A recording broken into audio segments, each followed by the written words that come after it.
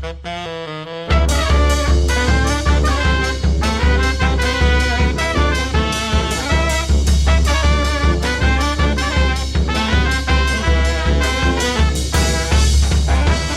everybody, welcome to RhapsodyCast. I am Matthew. I'm Nate. And we're at episode 13. The spooky Halloween episode. Ooh.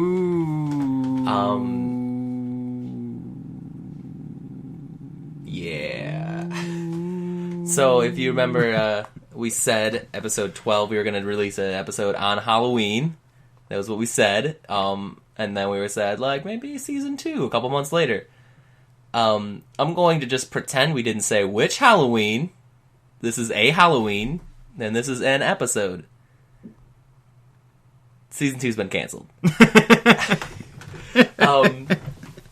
I'm tired. Things have shifted a lot since the last time we recorded. Last time we recorded was right before Nate's wedding. Yep. I got married. I went to Disney. I moved. I got a new job. Now you're moving again. Now I'm moving again. There you go. Yeah. Nate's life, everybody. He's busy. And so, Nate and I are pursuing other things. We have a comic, a webcomic. Yes. LuchaRagnarok.com. No one knows how to spell it. Oh, yeah. So, just go to LuchaRagnarok.com. Just learn to spell, idiot. Yeah, there you go.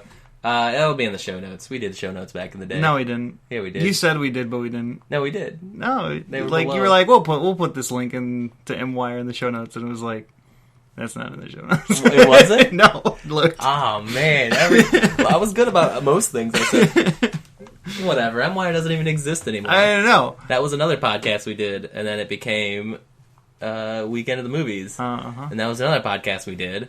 And then it became Cinema Geeks, and we got left behind. Well, I was busy. You were busy. You're always busy. I'm busy. I missed a couple episodes, and then it was just like, it was like one of those, like, if you no-call, no-show to a job twice, then you don't work there or whatever. Right. It was just like, I showed up one week, and they're like, yeah, you don't work here anymore. We replaced you. They weren't that dickish, but they did replace me with a lady. Which, honestly, if you have a podcast, do it. People want women to do things, and that, diversity. Right. We were diverse. We had Travis for a little bit. What, RhapsodyCast? Yeah, RhapsodyCast. Okay. So this is episode 13, spooky Halloween episode. Our prompts were, I gave Crypts. You gave... public transportation? Public transportation, which you said was the scariest thing you could think of. I don't know, that was a dumb joke. It was a dumb joke. It ruined my story. No, I'm just kidding. Alright, so if you missed us, welcome back. This is an episode. And if you didn't Happy Halloween! Yeah, happy Halloween. Halloween's awesome. It's one of the better holidays. I want to dress up like... Okay, so I have an idea for a Halloween costume with my wife. Yeah? My wife likes the Jim and the holograms. Yes, she does. She wants to dress up like Jim. And I want to dress up like one of the guys from the rock band The Misfits with the skull paint and the... Danzig. Yeah. Do you want to be Danzig? Or the other, I don't know. Danzig's coming out with an album. Okay. In November. It's his first album in like 5 years. Cool. I'm super excited for it. Alright. It's a cover album. Sorry. No, it's cool. Well, there's this one dude, I don't even know who he is. I'm not a huge fan of the Misfits. I've been listening to him for a very short time, but he's like super cool. He's got cool face paint. I want to be like, I want to be that guy. And then it'd be like, it's a really obscure joke where it's like, you're Jim, who's he? He's a scary skeleton? Like, no, he's from the Misfits. Their songs are better. Does the Misfits have any ties? Like, was it like a villain band or the something? Villain were the Misfits. Okay, but you want to be the Misfits from the real world. Yeah. I like it. And their songs are better. Like, the real Misfits songs are way better than anything in Gem and the Holograms. Right. But Gem and the Holograms was a pretty solid 80s show. Or a pretty average 80s show, an 80s show. Well, I liked it. It had, like, 3 songs an episode. Brand new original songs every episode. It was crazy. It was like Metalocalypse, but with pop. Yeah, Popolopolis. Popolopolis. Take it back to Queen Doppelpopolis. Right. Actually, I've been thinking about Halloween costumes. We're recording this in advance to Halloween, if you haven't realized. Well, I mean, we're not recording it the day of. That would be weird. We're recording it the day of, and then editing it, and then putting it out. Ugh. Yeah, that'd be the worst. But it's like over a month before. So we're on the ball this time. For one episode. Yeah. We were on the ball for our first episode. Except for the fact that we hadn't established any social media, anything. So, like, we were like, we'll have social media when this episode actually goes up. I don't think we social media'd this entire thing. Do we even have a Twitter account for it? Yeah. No way. Yeah, I get emails every day from the RhapsodyCast Twitter account. What does it say? Hey, you should follow more people. Oh! Hey, you should probably start using this thing. Every day. Why don't you silence them? That's weird. Because it's one a day. And so it's just like, I'm at work, and it's like, hey, you got an email from Twitter, and I was like, oh, what does it say? And it's like, oh, it's for RhapsodyCast. Yeah. See, like, I got 3. Whatever. But yeah, RhapsodyCast has a Twitter, it has a Facebook, Did we ever like use it? I send it did out? 100% of it. It's different than Lucha Ragnarok, where we're like 50-50ing it, kind of. Yeah. Just kind of whoever feels like posting that day, and then also... Definitely trying harder with Lucha Ragnarok. Yes.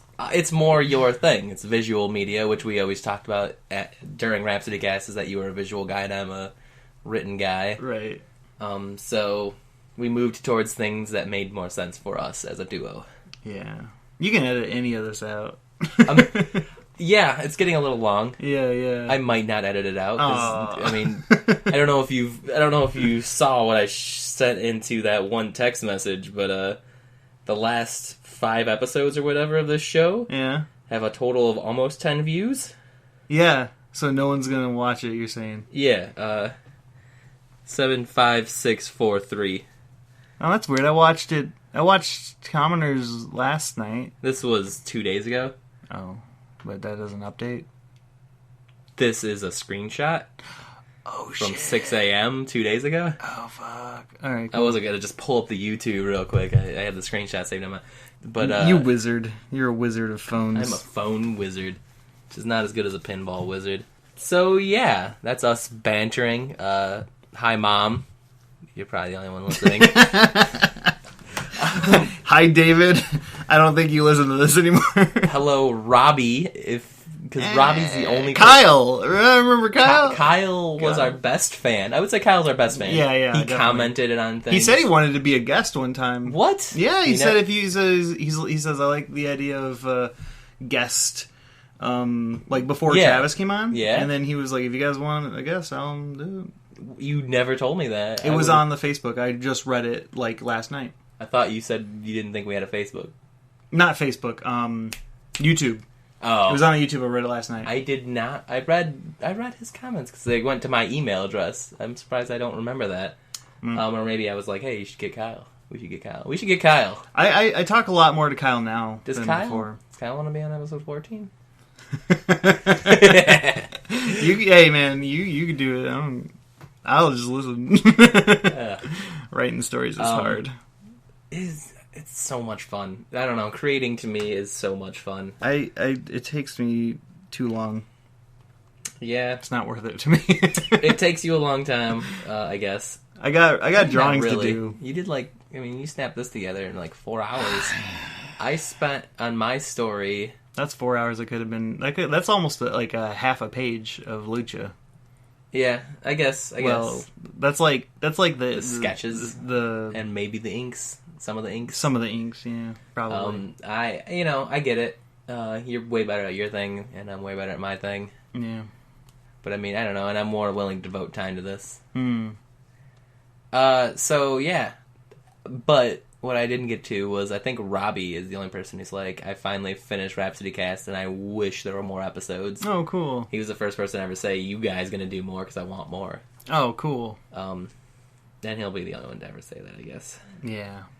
Thanks, Robbie. We love you. We love you, Robbie. Happy wedding. Happy honeymoon. Where is he going? I don't know. We could go to his honeypot if you wanted to check. I don't want to go to a honeypot. What's a honeypot? That sounds gross. Oh, it's not honeypot. It's honey fund. Yeah. For honeymoon fun. I don't want to fund there on it. I'm already just gonna give him money. They can use that. This is probably not even gonna work. But he Well, it's funny because we're recording in... Nope, server not found. That's because I spelled honey weird, because I spelled it like honeypot dev. It's not important at all. We are the worst at focusing. So back to the podcast we were doing. Oh, fuck. I think you did your story first, then I did my story second. Like, do you want to do that again, or do you want to switch it up? No, I'm good. I'll do it. All right. So let's hear your story of public transportation and Crypts. Okay.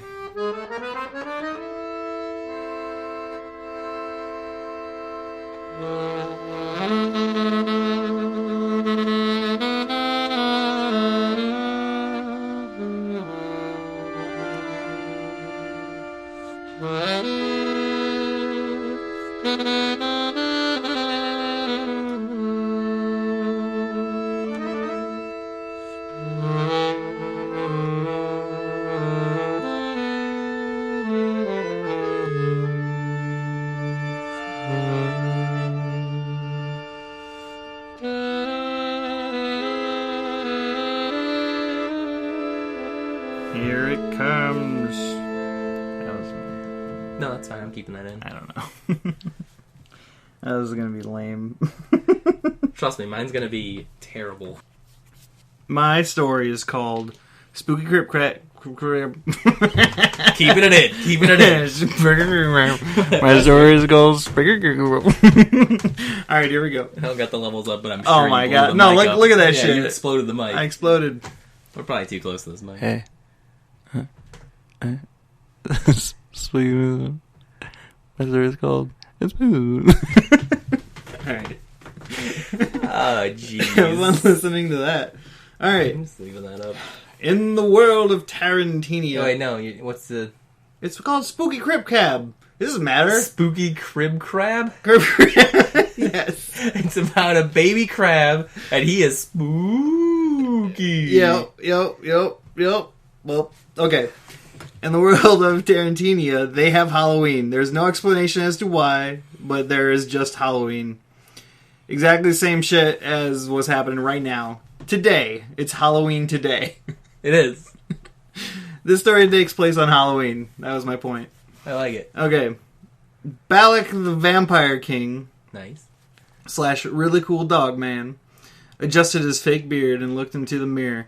Yes, this is the one, he said, reassuring himself that his 75th costume choice of music beard was the correct one. Nice. With all the wealth and unlimited resources of a vampire king / everyone's best friend has, picking a Halloween costume for the party was very difficult. He walked outside his estate into the cold night air and looked at his enchanted craft. This particular craft was designed especially for Halloween parties. It was black, orange, and purple, with skulls, jack-o'-lanterns, bats, black cats, caramel apples, haunted houses, witches, brooms, spiders' webs, tombstones, and a pentagram to always be in touch with his main man, the literal devil. Literal devil. Best character. It was a Halloween mobile. It was a Halloween mobile, and it was glorious. Balak said the magic words, "Got what I got the hard way, and I'll make it better each and every day. So, honey, don't you fret, 'cause you ain't seen nothing yet." And the two bat wings on either side opened up like a DeLorean. I have no other way to describe it than like a DeLorean. You know what I mean. He got inside. What? Nah, dude. I'm loving your story. It's so good. It's a bit rambly so far. It's so good. It's almost like man. you wrote it at 3 a.m. I wish... I wanted to make a reference to Homestead Runner, how they used to do all those Halloween... I think they come back. They came back, kind of. Back a little bit. They did like 2 videos, I think. They should just do YouTube, honestly. They did. They did? When they channel? came back, they did a YouTube, to my knowledge. Oh, I gotta subscribe to that shit. Yeah. Anyway. I think. You can't interact. You can't have interactivity. Yeah, that was Never an mind. issue. I'm gonna get so sidetracked because I'm gonna talk about Flash and anyway. He drove through the busy streets of Bolingbrook, which was voted spookiest town name 30 years in a row, And they aren't going to let Skellington take the title anytime soon. Shut your mouth. It was a good joke. No, I like that joke. It's like... Because it's like skeleton. And it's like Skellington, which everyone calls him. I'm explaining the joke because I do that. That's what you do. It was a pun. It was a pun, though. It was. Okay, people... He saw people and beasts walking the streets, all in crazy dress. The spirit of Halloween was truly with the people of Bolingbrook today. He was at the corner of 23rd and 15th. He was going to a spirit party with all the other holiday spirits. You have the weirdest energy levels. I'm sorry. You're fine. Did you get that joke? The spirit of Halloween was over at the corner. It's just the spirit was hanging out. I missed that. Alright, whatever. Going forward. I've lost my place already. Suddenly, his craft sputtered and stopped. Peas, Balak thought. I forgot to do regular maintenance since the last year I drove this craft. He cursed himself at his stupidity and then thought, curse, that's what I'll do. He went to the back of the craft to the pentagram and performed his seance to summon the devil. He seanced with all his might, but no luck. Oh, it's Halloween. The devil's busy. Guess I'll have to take a cab. He stood on the side of the road by his broken down car and hailed a cab. A bright yellow craft stopped and Balak looked inside. The driver was a fat man, curiously wearing sunglasses and dressed all in black. Can you take me to 1428 Elm Street? Balak asked.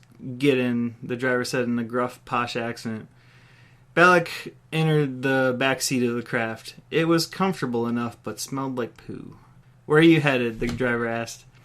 1428 Elm Street. It's a Halloween party. The driver was silent. Balak hated awkward cab rides. The cab drove towards the party. Hey, this is it, Balak said. The driver said nothing. Yo, this is... Oh. I can imagine that. He just passed it. Hey, man, stop. The driver said nothing. Now worried, Balak said, what are you doing? Stop immediately. No, the driver shouted back. Or I should say, no! The driver shouted back. He's got very intense. A window between the front and back seat of the craft rose up, sealing Balak away. A green gas filled the chamber and Balak passed out. Balak slowly opened his eyes. He was in a small, empty, dark room. A cockroach crept by, startling him. He slowly stood up and saw a door. On the door was a note which read, "Let's play a game. To gain your freedom, you must search to find notes which have clues to other notes. There are 8 notes in total. Good luck." The note had a key taped to the bottom. Balak took the key and used it in the door. He opened it and stepped outside. He was in a forest, trees as far as he could see. "Oh, fuck this shit," he said and sprinted forward. Stop! A booming, whiny voice said from above. "Play my game." "Fuck you, creepy dude, I'm getting out of here. I'm getting out of here." Balak smacked into nothing. As if an invisible force field covered the forest, he could go no further. "Wahaha, do my invisible walls impress you? What about my trees? They are all identical." "That is a stupid thing to point out," Balak shouted. "This game is stupid and I hate you." "Oh, come on, find my notes. That's a stupid objective. This game sucks." I get your joke. Okay. I got it. Balak pounded on the invisible wall until he phased through it, and then he stepped forward and fell through the ground into a black abyss. He looked around. There was nothing. The cab driver took off the magic headset attached to Balak's head. Steam escaped from the magic-mechanical monstrosity. Balak was sitting tied to a chair. He surveyed the place. It was a massive old crypt with hundreds of tombs. "Do you understand now?" the fat man whined. I wish I could do an English accent.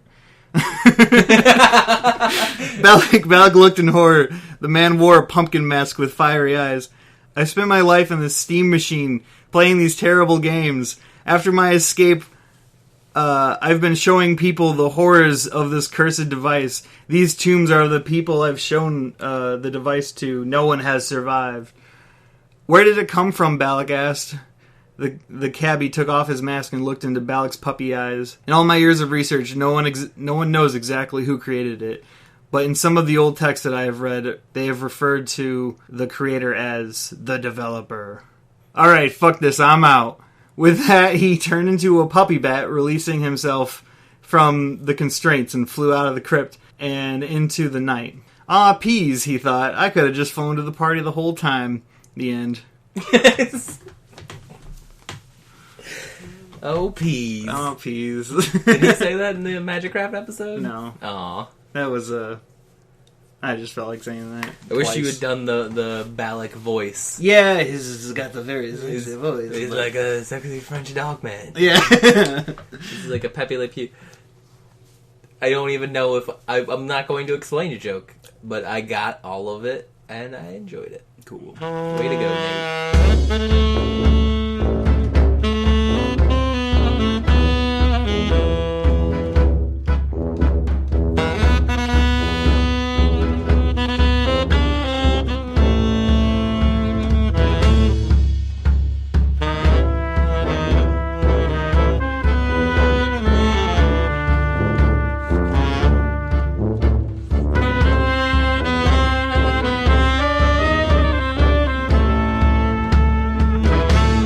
So, it's been a year since we did these prompts. Yeah. And I started writing almost immediately. What do you mean, like last year? Yeah. Oh, okay, so this story The you first had... 1,000 words were written over the course of the month following episode 12. Huh. But don't worry, I read them like 4 times before I started writing. So I'm good enough to pick up my own language, I guess. At that time, I was watching Flight of the Conchords Season 2, and I was listening to Flight of the Conchords' second album. And as I've pointed out in other episodes, what I'm doing influences my writing, at least to some point. Do you remember the song I Told You I Was Freaky? Yep. So there's one little bit of that song, where he's listing out his itinerary for a day.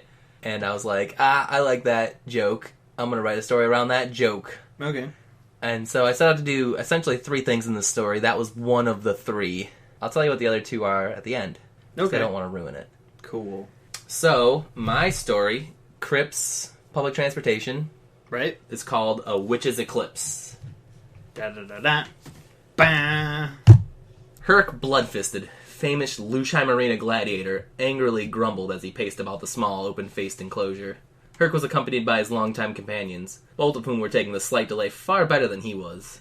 Leaning against the back of the structure, Lavandra, the elven archer, watched the massive, muscle-bound brute uncomfortably fret about, her keen eyes carefully tracking his every movement. The third member of their party, Fernic Runehammer, sat in stoic silence, mouthing the words of a soundless prayer from his wooden bench seat. "Where is it?" the gladiator growled, and to no one in particular. "The coach should arrive any minute now," Fernic explained, gesturing towards the timing wick.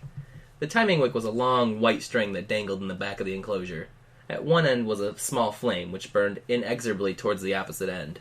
Along its length, at steady intervals, were red marks denoting the approximate arrival times of the municipal public coach service of Arborin. The small flame had nearly reached the next crimson mark. "If this were Lusheim, 3 conveyances would have come and gone by now," the gladiator continued pacing as he roared his remark. "If this were Lusheim, we would ride on the backs of your loyal followers to wherever we wanted to go," Fernic said in jest, but for all he knew, it could be accurate. "And it'd be faster," Herc added through clenched teeth. Fernic thought the comment humorous, but he could never tell if his companion was joking or not. Everything he uttered sounded angry. The fuming gladiator paced in furious silence until the squeaking wheels of an approaching transport could be heard. Herc stopped his methodic walking, and all 3 adventurers turned to watch the human-powered rickshaw agonizingly approach, one step at a time. The muscle-adorned man grimaced as he tried to fight an angry headache. Eyes clenching shut, he growled, "This vehicle can barely hold 2 of us. The quest becomes more of a chore every second." "It's fine," Lavandra assured. "I'll just walk." Herc flashed her an angry look before consenting. "Fine, but if you tire and die in the crypt, I won't waste time mourning you." The elf gave a dismissive gesture as the gladiator climbed into the rickshaw. Fernic approached the driver, producing a tightly rolled scroll as he did. Wordlessly, the dwarf gestured to a location on the small map. The driver studied it briefly, then nodded. The paladin held up a brightly polished tiara, which was likely a week's salary for the aged cart puller. The elderly worker's eyes widened momentarily before he greedily snatched the coin and stowed it in a breast pocket of his shabby coat. Once the dwarf was seated, the rickshaw lurched into motion, driving at a surprisingly fast pace for the driver's apparent age. Lavandra kept up with what appeared to be little effort, but Fernick was still concerned. If the legend of the crypt was true, then they would all need to be at their best if they wanted to have a chance of survival. The older man glanced hard into the night sky, then spoke, his voice awkwardly even considering how much his body seemed to be working. You know, there's a legend surrounding that tomb, and a night such as this. Aye, the holy dwarf acknowledged. We aim to stop any unholy rituals being performed on this witch's eclipse, and hopefully dispel any discomfort the locals may have with the seemingly haunted crypt. Legs still plodding away, the human conveyance laughed a hideous cackle. Well, that crypt and its legend both existed before I pulled my first customer, so I wish you luck. You'll need it. Thank you, sir, Fernick said, with a nodding bow. Herc leaned close to his friend as if to whisper something, and then said loudly, Stop talking to the old man. His voice reminds me of a mummy's grandfather. It unsettles me. The paladin sighed, wishing he had a way to apologize to the driver without the gladiator hearing. He had this feeling more and more often lately. Since he couldn't apologize, he instead sat there in silence for the rest of the way to the crypt. As they loped down the old, worn trail, the dark scenery they could make out in the slowly wavering moonlight began to shift. First from the civilization of the town, to the fields and occasional house of farmsteads, to an ominous dry forest that seemed to be slowly encroaching on the farmland.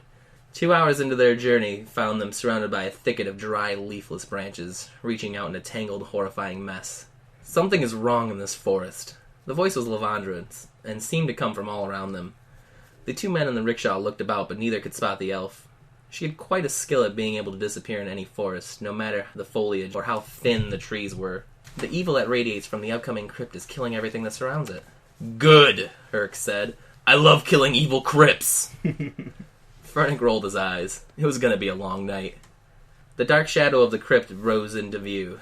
As the rickshaw slowed to a stop, Fernick noticed Lavandra standing outside the entrance, arms folded across her chest with the satisfied smile of a race winner on her face, and Fernick wondered casually how long she'd been waiting. As the two climbed from the human-powered cart, the driver offered another good luck before turning to go back the way they had come. Even in his advanced age, he barely glistened with sweat, his breathing still even and measured. In his classic sign of I'm ready, Herc flipped down the face mask of his golden gladiator helm. Let's get this over with! His words were muffled behind the polished likeness of his own face as he walked into the crumbling archways of what was once an impressive edifice. The dwarf and the elf shared a glance before following in his grand wake. The gladiator was the first to cross the threshold of the crypt. A stale, chill air settled at the entrance. As his steady, sure foot came down on an old stone tile, the floor gave way, issuing a series of clicks. Trap! Fernick called out. A flashing glint of steel caught Herc's eye, and the massive hulk of a man sprung back as the deadly sharp pendulum released from the ceiling above him. Unerringly fast, the blade followed his backward escape, and though his reflexes were quick, it still caught up and effortlessly knifed through the flesh and bone of his forearm before continuing on. The veteran warrior collapsed to the ground with a pained groan, clutching his career-ending wound to his bare chest. Rourke's blood, the paladin cursed. Ducking under the swinging trap, the dwarf crawled over to his injured companion. A cursory inspection told him everything he needed to know. This is going to take a lot out of me, he stated flatly. Just do it, the gladiator growled weakly. Though the words had the angry edge Herc always affected, Fernick could feel the pain and concern in his partner's voice. A bit unsettling, he realized that it might be the most humanizing moment Herc had ever shared with another living being. The god-empowered medic hefted his steel-bound tome and flipped its well-worn pages to the healing meditation and began to chant. While the ritual of mending was occurring, Lavandra watched as the pendulum was losing momentum naturally. Slipping between it and the wall, she carefully used the magical radiance issuing from the dwarf's spell to scout ahead for other traps or infernal devices. Delicately, her agile fingers poked and prodded, searching for loose stones, tripwire, or any other mechanism that might bring damnation down upon them. Tediously careful, the elf secured a safe passage for another handful of yards before the glow of the healing spell winked out, only to be replaced moments later with the light of a torch. The elves' superior eyes could make do with next to no light, but the dwarf's torch radiance was a welcome addition that made scouting easier. The two men caught up with her presently, and Lavandra noted that had she not witnessed it firsthand, she would never know which of Herc's arms had been severed. Furnick, for all his effort, looked ghastly and tired. Without a word, the masked gladiator strode past her, taking up the lead once again. After a short, hazard-free walk, the trio found themselves at a four-way junction, a sandy, rubble-strewn path leading in every direction a compass points. "Which way?" the dwarf asked as he regarded his companions. The elven archer peered briefly down each passage, studying for clues as to the best option. "There's no time for this," Herc bellowed as he stamped down the right-leading path, his angry footfalls leaving small craters in the sand. His two companions shared a look before once again trailing behind him. Though tactless, he was right. Lavandra had noted the moon's position before entering the crypt.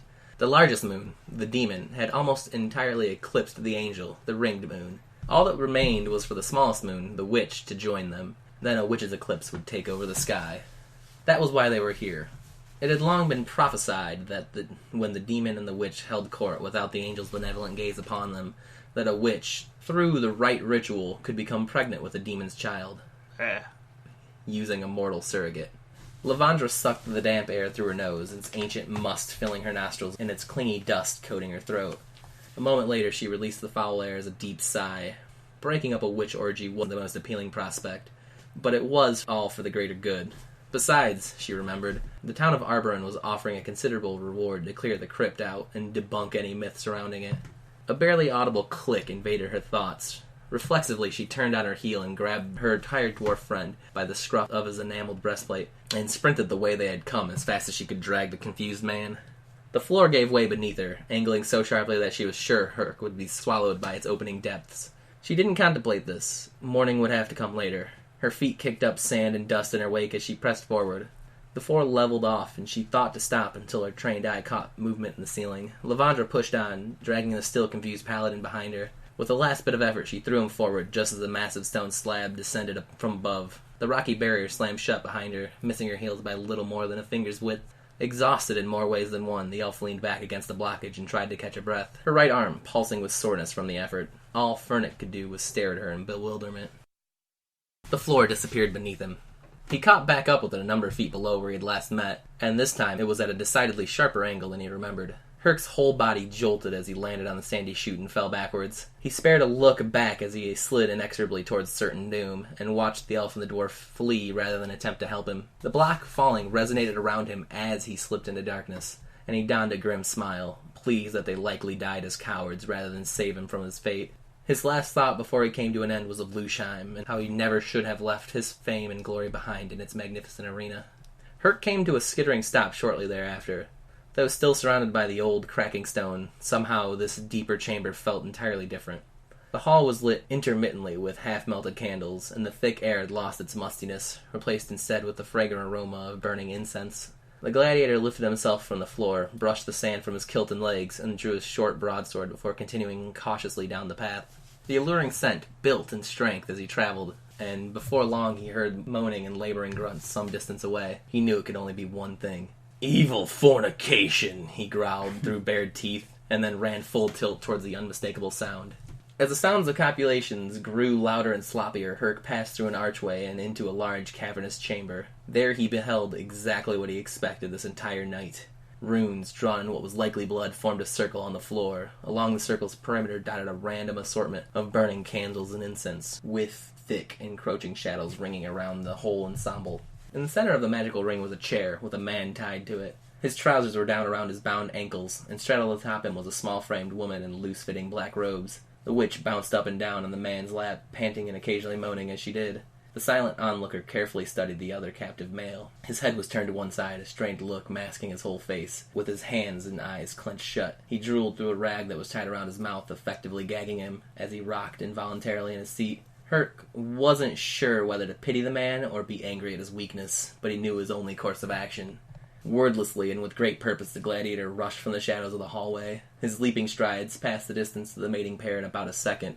Then, without a thought or doubt, and with no hesitation, he plunged his sword into the distracted witch. The robe, clinging to her back with sweat, afforded the sexual aggressor no protection as the powerful blow sent the well-worn blade through her spine. Unsatisfied, Herc urged the weapon on, forcing the point out of her chest and continuing until it was buried again, this time in the heart of the victim. Pinned together, the death convulsions of the two was a grim mockery of their coupling a mere seconds before. Jesus, man. It was done. The witch and the demon surrogate had been dealt with. He hadn't needed the help of the elf or the dwarf, and he was kind of glad to be rid of the pair of traitorous cowards. Then he heard it. From an unseen speaker, a series of tisks floated to him, out of the murky shadows just beyond the candlelight. Before he could unsheath his sword from the gruesome sexual display, some invisible force gripped him, robbing him of control of his limbs. Caught entirely in the power of some binding hex, the recently victorious warrior could do nothing to prevent himself from tumbling backwards. Lying supine next to the chair at the circle's center, Herc's eyes angrily scanned the darkness for his magical assailant. Over the rise and fall of his muscled chest, he watched her saunter into view. She wore the same dark robes as the other witch, though they clung more closely to her fuller frame. Golden hair, tangled in dire need of brushing, framed her pointed face, while a sinister smile curled up from beneath her crooked nose. "Well, well, well," she mused as she kneeled down beside him. "Aren't you a specimen?" With her eyes fixed on his own, he felt her warm hand grasp his knee, then began to slide under his kilt, slowly rising up his thigh. "And you've even dressed for the occasion. You've made this all so easy for me." Her hand stopped uncomfortably high on the inside of his leg. "I promise this will be anything but easy," Herc Bloodfisted defiantly declared in a strained voice. "Luchheim gladiators are made of stamina and determination." "Well," her sultry voice mused, "I guess I'll just have to call in the cavalry." With a wink, she addressed the room, her gaze never wavering from his. "Still here, Agatha?" A seductive purring issued from all around. It continued. "I wouldn't miss this for all of the world." Punctuating her silence, another woman seemed to simply fade into existence above him. The helpless man couldn't make out the features of the floating witch, because her whole being had a translucence that didn't seem to catch light like a living body would. The incorporeal figure drifted down to rest on his chest. He could feel pressure as she straddled him, but it wasn't as if a physical being was on top of him. "Honey," she coaxed, "if you think you have stamina, you have never slept with a ghost." And with that, the duo of witches descended upon him greedily like a dragon loosed in a kingdom's treasury. When the pair reached the intersection, they turned to consult one another, a luxury they hadn't had in a while. "We're tired and down a man," Furnick inventoried. "Do we head back and lick our wounds, or press forward for the greater good?" Lavandra glanced down one corridor, then the next, then the next. If Herc were here, he would call them a pair of cowards and leave them behind. Herc. Though she hadn't enjoyed his stern, angry demeanor, she had to admit he had lovable moments at times, and he was clearly the mightiest of their group. It was hard to imagine that he was gone, cast into a pit of vipers, or sleeping in a bed of spikes. "We go on," she decided resolutely, in memory of Herc Bloodfisted, Luchheim's champion, and for the good of all living beings here in Mistvale. The dwarf gave a nod, thoroughly inspired, and then the two adventurers turned down a different path and delved deeper into the crypt. The next leg of the exploration was slower going, as the two silently reasoned that a third trap could whittle them down to a party of one. Methodically, Lavandra stalked for loose tiles in the sand, checked for slits in the wall where bolts or blades might dip out. Eventually, they found themselves in front of a pair of sarcophagi, each set into the wall, facing each other. Furnick held his torch aloft, bathing the ancient coffins in light as nimble elven fingers explored their every nook and crevice. After she was satisfied that the tombs held no triggering mechanism, the pair continued to walk their chosen passageway. After just a few paces, an unsettling stony scraping caught their collective attention. They turned back in unison, just in time to watch them open on mirrored hinges, the two doors blocking their return path. Lavandra's bow was in her hand and notched with an arrow quicker than a hummingbird's wing. Issuing a bone-chilling rattle, two magically animated skeletons emerged, one from either grave. They were adorned in the tattered cloth of ages-old burial vestments, and brandishing a rusty, pocked longsword each. The undead duet took rattling steps towards the living intruders.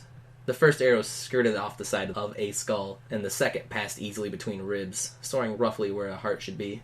Growling an uncharacteristic roar, the dwarf in enameled armor charged their would-be attackers. His thick forearm took one skeleton in the pelvis, and he forced it spine first into the stone wall. The ancient vertebra dissolved into dust as it connected, and the upper half toppled away from the lower. Furnick relished in his victory for only a brief moment before the bottom half of the severed skeleton lashed out, kicking him squarely in the shin. He reeled back from the unexpected blow, and hadn't recovered from the first attack when the top half of the injured skeleton lunged, sinking its blade into the dwarf's fat calf. Oh. "Run!" he bellowed at his companion. But she began to protest. He shot her a fiery look that both commanded her flight and pleaded with her not to waste this sacrificial distraction. The elf loosed her third arrow before turning and running from the second death she couldn't prevent that night. Dang. Lavandra ran free and fast. No longer burdened by her two burly companions, she could move at full run, the walls a practical blur beside her. This venture was a failure. Any more, she sought only an exit, egress from this self-inflicted nightmare. After the first tense moments passed, a calm came over her. She was fast and agile. The skeletons would likely never catch her, and she'd managed to avoid every trap so far. Her confidence returned to her, just long enough for her to catch her foot on a thin, nearly invisible wire strung about ankle height. She tripped, hitting the ground hard, and didn't even manage to flip over before the stone block came down on top of her. What? Really? Yeah. Oh. Deep in the bowels of the crypt, Herc Bloodfisted's mettle was being put to the test. He wasn't sure how long his assault had lasted for, but it had been some time since the living witch had climbed from him and crawled away. She now lay just outside the runic ring, passed out from exhaustion, and, he hoped, satisfaction. The paralyzing hex had worn out at about the same time as the witch, and now his hands rested on Agatha's hips as she rode atop him, her back facing him. He was drained and at his limit, but her moans had grown deep and throaty, and he was sure she was nearly done too. As if willed into reality, the ghost witch went rigid and stopped suddenly, a cry of pleasure escaping from somewhere between the netherworld and her nether region. The climactic scream could have given a banshee cause for complaint, Herc thought, and as the orgasmic utterance faded, so too did the transparent woman. The triumphant gladiator rested on the ground for a few moments, before attempting to stand. Every ounce of muscle in him ached and screamed as he did so. He was covered in sweat and other bodily fluids, and had left a wet, blurry outline on the floor. He struggled to pull his kilt down in an attempt to recover some of his lost dignity. He hated to admit, but had he not been alone, this whole ordeal might have been avoided. Herc pulled his sword from the cairn that had towered over him in his weakest moment, then retrieved the golden helmet he had lost sometime during the night. The candles and incense had long burned to cinders, but a light issued from one of the far walls, giving the room murky details. He went towards that light, and found a flight of stairs leading to a door, illumination clawing through the cracks around it. Herc fumbled around with the door until it swung outwards, allowing the harsh sunlight to cascade into the crypt that very nearly was his grave. It took a bit for his eyes to adjust to the light. He slowly noticed two figures waiting patiently before him. The taller was a woman, with shapely curves and hair blacker than a vampire's soul. It was, however, the shorter of the two who spoke up. "So," he said, "I take it you are in need of a new group of cohorts." Armani White offered his hand for Herc Bloodfisted to shake. Cool.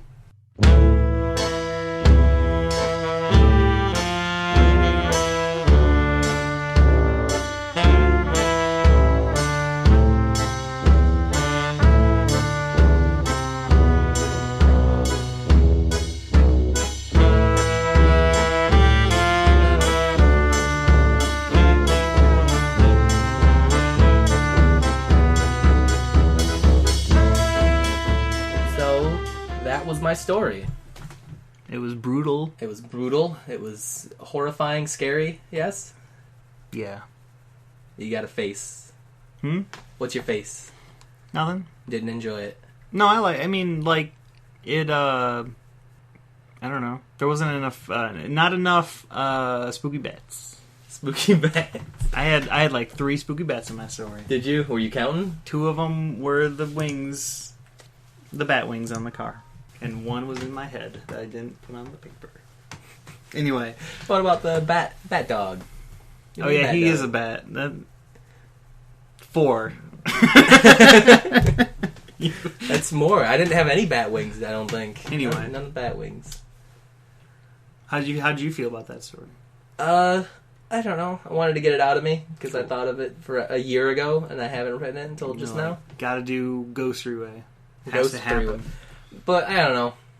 That was another thing, was I rewrote how that happened in my head a dozen times. At one time he went into it willingly. But I don't know, I like having him have a weak moment since he's such a dick. Yeah. That was the third thing, by the way. I wanted it to be I had 3 characters, and 2 of them were kind of stuck with this dickish character, and I wanted that to go bad for them, and then him to survive. Oh, okay. That was my third one. Was the dick survives and everyone else dies. Yeah. I don't know. Only the good die young, I guess. Well, So, Halloween. What are you doing on Halloween? I don't know, actually. You gonna help me move? Amy always... Are you moving on Halloween? No one's gonna help me move. Are you moving on Halloween Day? That is so weird. It's not like we're moving a Halloween night. Halloween. Are you gonna do anything that night, or are you gonna be too tired from moving? No, we'll have a candy dish for anyone that comes by. Oh, yeah? That's it. I don't think we've passed out candy since we moved to this house. We don't know what it's gonna be like, so we have to prepare. Otherwise, Oh, yeah, I mean, because you're in an apartment building. There might be kids, there might not be. Yeah. I didn't think about that. I've only ever been in houses. I mean, it's a big community, so, like... Yeah. That they might just have a big, like, Halloween thing going on. I get you. That's interesting. So that'd be interesting. Because it's, like, a lot of people in one small area. Yeah. Yeah. I kind of want to do that. Like, I kind of want to live, like, in a New York apartment building where there's, like... 20 stories. I mean, it's not. I get that. It's a tiny town, corn country, basically. Yeah. But I mean, there's 20, 30 apartments. That's still a lot. Like 300 people in a building. That's crazy. I don't like it. You don't? Nah. I haven't done it, so I can't say. Yeah. I don't like people. The only apartment I've ever lived in was a townhouse, so there was 5 of us. Yeah. So that's it. Episode That's it. 13. That was the it. Spooky Halloween special. The end of an era. End of an era. An end of a Rhapsody. Nice. If you want to get a hold of us, I still have the RhapsodyCast Twitter, which is not tweeted in probably over a year. I have the RhapsodyCast email, RhapsodyCast Gmail. I am at Fridley Scent on Twitter personally. I changed my... Nate changed his Twitter. Yeah, it's Crocker Comics now. It's more... At Crocker Comics. It's more descriptive of what I actually want to do, instead of Adolfo Shabadoo, which is a dumb joke. It was a good joke. I think I got a lot of followers just because my name was Adolfo Shabadoo. People were like, is this the dancer from the 80s? And then I was like, nope. And then He's tweeting about comics. What is he doing? It does help that your picture isn't just your, like, white-ass face. It's something you drew. Yeah, my face is too white. It's assy. I need to step out into the sunlight, get some sun in my face, make it darker, because that's nice to look at. I think that was started off as a song, and then you just made it up after that? I make everything up. Well, Weevil, why don't you get out of your home? So, contact us. No. Yes. No, go to Lucha Ragnarok, because that's the shit. Go to lucharagnarok.com. I will maybe post that in the show notes. This might not ever go on the internet. I hope it does. That is a look more horrified than when I read my story. Are you upset that you might have wasted 3 hours of your life? A little bit. Well, 7 or something. Because, like, I don't know. Is it less of a waste if this goes up and one person listens? Yeah, no, it's less of... No, just put it up, because that's the thing. I'm going to put it up. What? I'm going to put it up. Oh, okay. That was like a joke. I did not mean to ruin your life. If you want more from us, well, I mean, naturally, if you want more from us, lucharagnarok.com. But let us know if you enjoyed the trip to the end. No one died. People should have died in my story. Everyone died in my story. I stopped killing characters after, like, the first one. Yeah, you killed off every single character in the first one, except for Zordon, who you then killed in the 6th story. But, like, you didn't kill him in it. You, like, killed him between them. And I was like, and then, like, Travis and I was like, wait, is he dead? And you're like, yeah, he's dead. Yeah, and it's like, oh. Travis listened to all of ours. Was it Zordon? No, it was Zordis. Zordis. Sorry, Lord like, Zordis. It was not trademark copyright. I mean, it is to me. Yeah, you got that copy written because you wrote that copy. I wrote that. You can trademark anything. You can put that TM on anything you want. And it just counts. Yeah, it does. You just to put the R, though, you need to actually register it with the government. That's the difference between a trademark and a registered trademark. Mm-hmm. All right, everybody. Oh, once again, thank you to Black Bear Combo for providing us the best intro and outro. They're cool. Fun fact. What? I got to meet Gary for the first time a month ago. Oh, Jerry. Jerry. So you said Gary. I said Gary. That's my bad. It was drinking. There was a lot of drinking that night. Yes. We didn't drink. I didn't drink anything. I went to a strip club, and I spent $8. I like that story, though. I went to a strip club, spent $8 to get in, and that was it. That was it. And I fell asleep. we spent a bunch of money to get you a lap dance that you refused. Yep. Not a fan of strip clubs, found out. Yeah, because you needed to know. Yeah. Nah. No. Anyway. Almost got kicked out for sleeping in the strip club. Yeah, the other guy did. The guy that actually wanted to go to the strip club almost got kicked out for sleeping. Yeah. He was super tired. I don't know what. You got slapped by a stripper. No. That was like a waitress or something. Mm-mm. Slap? She was on the chest. She slapped your chest to wake you up. She was a stripper that was pregnant. And then while she was pregnant, instead of stripping, she was giving massages, which strip club massage is the most dubious sounding thing in the world. That's weird. Yeah. Huh. We talked to her. She came over and talked at us for a good 10 minutes, and we were all just kind of staring at each other like, yeah, we don't want a massage. You're weird. Go away. Yeah. Then she hit me. And then she you caught her eye, and she went over and hit you. That's what I do. I catch strippers' eyes, and they hit me. I don't know. Put that in. This is dumb. This is dumb. Guys, let us know if you ever liked RhapsodyCast. Yeah, comment, subscribe. Here's the thing. We've got 6 subscribers on YouTube. 2. 6. I saw 2. Pull that shit up. I will pull that shit up. I gotta call my girlfriend. Or my wife, I mean. Sorry. I got married in between episodes. Literally true. If I don't know, if we double the subscribers, maybe I'll release an episode. And I'll do a bloopers reel because we've got content that's deleted.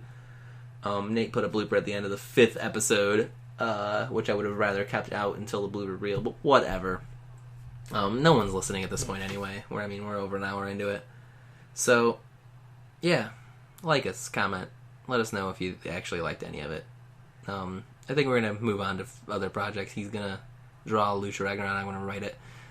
He's going to start his own comic. I'm going to try to write a full novel because I've got the mind for that. Right, guys? Thanks for listening. I can't stress that enough. The 50 people who listened to the first episode on YouTube. I think we had closer to 50 for most of them on Podomatic, iTunes. I don't know. Thanks again.